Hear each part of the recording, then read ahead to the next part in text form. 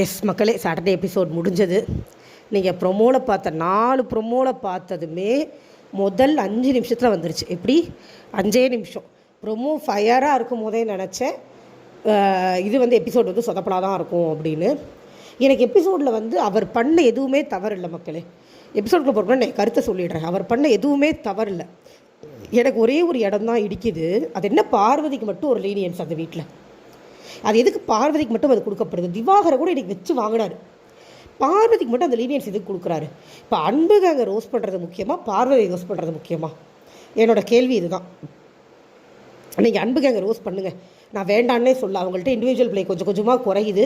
இந்த டைமில் அவர் ரோஸ் பண்ணாமல் விட்டார்னா கண்டிப்பாக அது அன்பு கேங் ஆகிடும். ஏன்னா இப்போ அது அன்பு கேங்காக இருக்கான்றது கிட்டத்தட்ட ஃபார்ம் ஆகிட்டு வருது. ஏன்னா அந்த நாமினேஷனில் இது பண்ணுறது அதெல்லாம் பண்ணுறாங்க கொஞ்சம். அது எந்த அளவுக்கு தவறு அப்படிங்கிறதுக்குள்ளே எனக்கு பெருசாக உடன்பாடு இல்லை. என்னோடய கருத்து வேறு மாதிரி இருக்குன்னு அதையும் சொல்கிறேன். ஃபர்ஸ்ட் இந்த கொஸ்டின், ஏன் பார்வதிக்கு மட்டும் கேள்விகள் கேட்கப்பட மாட்டேங்குது? ஒரு பாராட்டு தேவையா? இல்லை ஒரு பாராட்டு தேவையான்னு கேட்குறேன் நான். ஒருத்தவங்களோட துணியை கொண்டு போய் கீழே போடுறது, இது ஒரு ஆட்டிடியூட். ஒருத்தர் மேலே ஃபால்ஸ் அலிகேஷன் வச்சாங்க, கமருதீன் மேலே, அது ஒரு ஆட்டிடியூட். அதுக்கப்புறம் ஏதோ அடிவாங்கி திருந்திருக்காங்க. அவங்க சும்மாலாம் திருந்தலை, ஏதோ அடிவாங்கி தான் சரியாயிருக்காங்க. அது ஒன்று.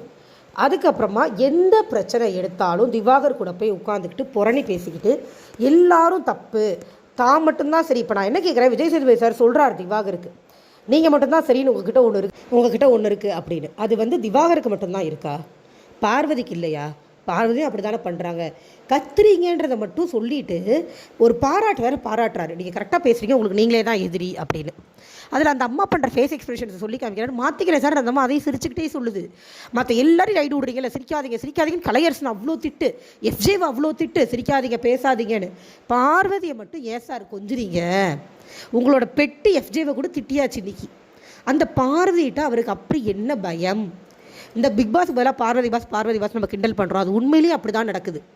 இவங்க பார்வதியை வின்னர் ஆக்கணுங்கிறத நோக்கி தான் இதை நகர்த்தி சொல்கிற மாதிரி இருக்குது. கடைசியில் நான் முதல்ல கனியை நோக்கி தான் கொண்டு போகிறாங்கன்னு நினச்சேன்.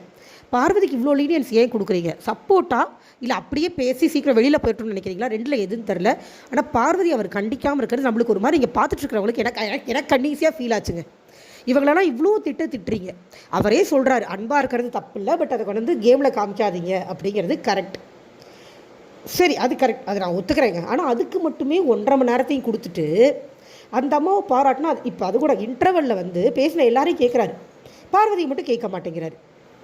என்னமோ பார்வதி பயங்கர கரெக்டாக விளையாண்டுக்கிட்டு இருக்கிற மாதிரியும், இந்த அன்பு கேங் மட்டும்தான் தவறு பண்ணுற மாதிரியும் கேட்டால் பார்வதிக்கு தான் ஒரு ஆறின்ற ஃபீலே வந்துடும். நம்மளை எதிர்த்து அன்பு கேங் விளையாடுறாங்க அப்படின்னு அவர் கத்துறோன்னு சொல்லும் போது கூட நான் சரி ஓகே லைனாக போவோம்.